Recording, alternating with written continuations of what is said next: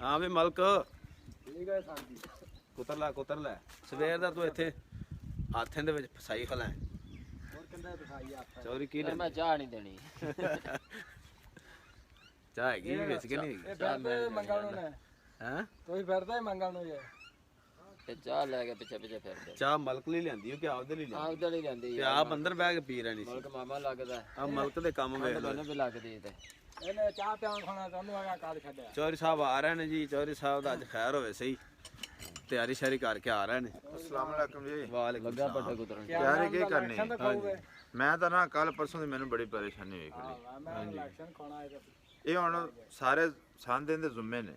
ਅੱਛਾ ਚੌਧਰੀ ਸਾਹਿਬ ਦੇ ਆ ਜਮੀਲ ਦੇ ਹਾਂਜੀ ਤੇ ਇਹਨੂੰ ਇਹ ਖਿਆਲ ਹੋਣਾ ਚਾਹੀਦਾ ਵੀ ਸੰਦ ਹੁਣ ਮੈਂ ਤੁਹਾਨੂੰ ਅੱਛਾ ਇਹ ਤਵੇ ਵੇਖ ਲਓ ਇਹ ਤਵੇ ਸਾਰੇ ਨੇ ਗੁੱਲ ਕਰਤੇ ਨੇ ਸੰਦ ਸਿਰਫ ਇਹਦਾ ਇੱਕ ਮਾੜਾ ਜਿਹਾ ਬੈਰਿੰਗ ਦਾ ਆਪਸਾ ਇਧਰ ਆਓ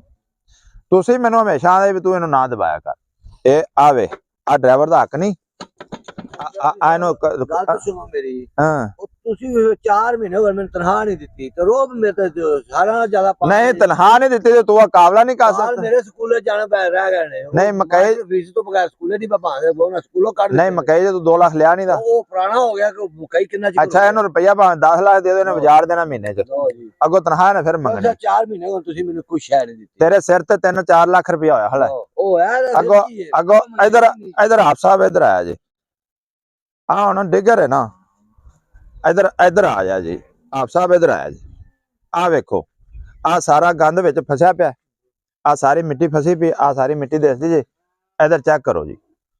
ਇਹਦਾ ਹੱਕ ਨਹੀਂ ਸੀ ਆਲੂ ਪੱਟੇਗਾ ਸੀ ਇਹਨੂੰ ਇੱਟਾਂ ਤੇ ਖੜੀ ਕਰਦਾ ਉਹ ਚੌਰੀ ਉਹ ਟਰੈਕਟਰ ਵਾਲਾ ਨਿਗਾਹ ਮਾਰ ਲੈ ਉਹ ਪਟਨੇ ਨਹੀਂ ਕ੍ਰੇਟ ਤਾਂ ਪਰ ਇਹਨੇ ਰੱਖਿਆ ਹੈ ਨਹੀਂ ਤੂੰ ਇਹ ਦੱਸ ਵੀ 5 ਟਰੈਕਟਰਾਂ ਚੋਂ ਕੋਈ ਟਰੈਕਟਰ ਗਰਾਜ ਚ ਡੱਕਿਆ ਹੀ ਤੇ ਸਾਰਾ ਤਨਖਾਹ ਦੇ ਰੋਲ ਰਾਤੀ ਬਾਰਿਸ਼ ਹੋਈ ਤੇ ਇਹਨੇ ਨਾਲ ਨਾਪ ਨੂੰ ਜਾਣ ਆਪ ਸਾਹਿਬ ਇਹ ਦਵਾ ਟਰੈਕਟਰ ਛੋਟੇ ਵਾਲੇ ਆ ਛੋਟਾ ਟਰੈਕਟਰ ਵੇਖ ਲਓ ਇਧਰ ਆਪ ਸਾਹਿਬ ਇਧਰ ਵੇਖੋ ਨਾ ਮਜ਼ਦੂਰਾਂ ਤੁਸੀਂ ਦਿੰਦੇ ਜੇ ਨਾ ਮੈਨੂੰ ਕੁਝ ਦਿੰਦੇ ਪਏ ਨਾ ਟਰੈਕਟਰ ਤੇ ਕੋਈ ਚਾਲ ਇਧਰ ਵੇਖ ਲਓ ਇਹਨੂੰ ਸਾਲ ਹੋ ਗਿਆ ਜੀ ਇਹਨੇ ਨੂੰ ਸਲਫ ਨਹੀਂ ਮਾਰ ਕੇ ਵੇਖਿਆ ਤੇ ਇਹਨੇ ਵੀ ਇਹਨੂੰ ਮੈਂ ਗਰਾਜ ਚ ਡੱਕ ਦੇਵਾਂ ਤੂੰ ਐਵੇਂ ਕਰ ਮੇਰੀ ਗੱਲ ਸੁਣ ਲੈ ਜੀ ਜੀ ਤੂੰ ਪੈਸਿਆਂ ਦਾ ਬੰਦੋਬਸਤ ਕਰ ਕਿਹੜਾ ਦਾ ਜਿਹੜਾ 4 ਲੱਖ ਰੁਪਇਆ ਤੇਰੇ ਸਿਰ ਤੇ ਆ ਲੋ ਤੇ ਜੇ ਤੂੰ ਸੰਦ ਨਹੀਂ ਨਾ ਸੰਭਾਲਣੇ ਤੇ ਫਿਰ ਆ ਹੱਲਾਂ ਵੇਖ ਇਸ ਤਰ੍ਹਾਂ ਹੱਲਾਂ ਰੱਖੀਆਂ ਨੇ ਹੱਲਾਂ ਖਲੀਆਂ ਕਰਕੇ ਤੂੰ ਰੱਖ ਥੱਲੇ ਕੋਈ ਇੱਟਾਂ ਰੋੜੇ ਦੇ ਦੇ ਜਦੋਂ ਆਪਾਂ ਇਹ ਵਾਹਣੀਆਂ ਨਹੀਂ ਦੀਆਂ ਸਾਹਿਬ ਜੇ ਤੁਸੀਂ ਮੈਨੂੰ ਸੰਭਾਲਣਾ ਉਹ ਹੱਲਾਂ ਵੇਖ ਲਓ ਤੁਹਾਡੇ ਸੰਦਾਂ ਨੂੰ ਸੰਭਾਲਣਾ ਹੈ ਨਾ ਅਸੀਂ ਤੈਨੂੰ ਕਿਉਂ ਨਹੀਂ ਸੰਭਾਲਦੇ ਹਾਂ 4 ਮਹੀਨੇ ਸ਼ਾਇਦ ਦਿੱਤੀ ਤੁਸੀਂ ਕੋਈ ਨਹੀਂ ਮੈਨੂੰ ਤੇ ਉੱਤਰ ਤੁਸੀਂ ਆਣ ਕੇ ਰੋ ਪਾ ਦੇ ਸਾਰੇ ਖੂਹ ਦਾ ਡੰਗਰ ਲਿਆ ਕੇ ਜਿਹੜੇ ਤੇਰੇ ਐਡਵਾਂਸ ਨੇ ਜਿਹੜੇ ਤੇਰੇ ਵੱਲੇ ਐਡਵਾਂਸ ਨੇ ਉਹ ਐਡਵਾਂਸਾਂ ਨੂੰ ਰੋਈ ਜਾਇਆ ਉਹਨਾਂ ਦੀ ਤਨਖਾਹ ਪਰ ਇੰਡੀਆ ਨੂੰ ਟਪਾ ਦਿਆਂ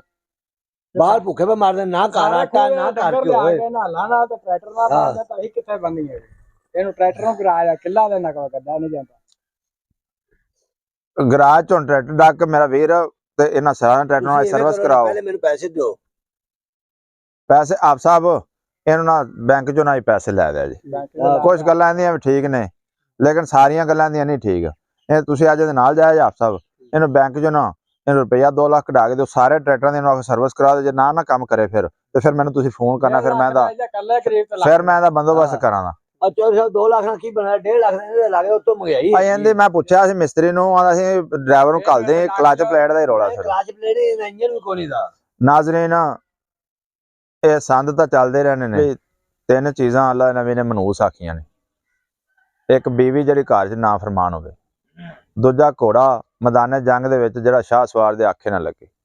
ਸ਼ਾਹ ਸਵਾਰ ਐਂ ਲਿਆ ਤੇ ਘੋੜਾ ਐਂ ਜਾਏ ਤੇ ਤੀਸਰਾ ਮੁਲਾਜ਼ਮ ਜਿਹਨੂੰ ਤਨਖਾਹ ਮਿਲੇ ਤੇ ਉਹ ਸੰਦਾਂ ਦੀ ਹਿਫਾਜ਼ਤ ਨਾ ਕਰੇ ਲੇਕਿਨ ਗੱਲ ਇਹ ਆ ਕਿ ਜਿਨ੍ਹਾਂ ਨੂੰ ਅੱਲਾਹ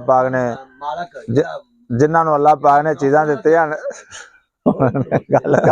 ਵਲੌਗ ਐਂਡ ਕਰਨ ਲੱਗਿਆ ਯਾਰ ਨਾਜ਼ਰੀਨ ਜਿਹੜੀਆਂ ਚੀਜ਼ਾਂ ਅੱਲਾਹ ਪਾਕ ਨੇ ਤੁਹਾਨੂੰ ਦਿੱਤੀਆਂ ਨਾ ਉਹਨਾਂ ਦੀ ਹਿਫਾਜ਼ਤ ਕਰੋ ਚਾਹੇ ਉਹ ਸੰਦ ਨੇ ਚਾਹੇ ਉਹ ਮਾਲ ਡੰਗਰ ਹੈ ਅਗਰ ਜਿਹੜੀਆਂ ਚੀਜ਼ਾਂ ਅੱਲਾਹ ਪਾਕ ਨੇ ਤੁਹਾਨੂੰ ਅਤਾ ਕੀਤੀਆਂ ਨੇ ਉਹਨਾਂ ਦੀ ਹਿਫਾਜ਼ਤ ਕਰੋ ਉਹਨਾਂ ਨੂੰ ਸਾਫ਼ ਸੁਥਰਾ ਰੱਖੋ ਉਹਨਾਂ ਨੂੰ ਗਰਾਜਾਂ ਦੇ ਵਿੱਚ ਡੱਕੋ ਤਾਂ ਕਿ ਅੱਲਾਹ ਪਾਕ ਤੁਹਾਨੂੰ ਹੋਰ ਚੀਜ਼ਾਂ ਅਤਾ ਕਰੇ ਜੇ ਤੁਸੀਂ ਪਹਿਲੇ ਆਣੀ ਰੋਲ ਦਿੱਤੀਆਂ ਤਾਂ ਅੱਲਾਹ ਨੇ ਹੋਰ ਤੁਹਾਨੂੰ ਕੀ ਦੇਣੀ ਬਹੁਤ ਬਹੁਤ ਸ਼ੁਕਰੀਆ ਆਮੀਨ ਸ਼ੁਮਾ ਆਮੀਨ ਹੁਣ ਤਾਂ ਬੜਾ ਆਮੀਨ ਆਖਿਆ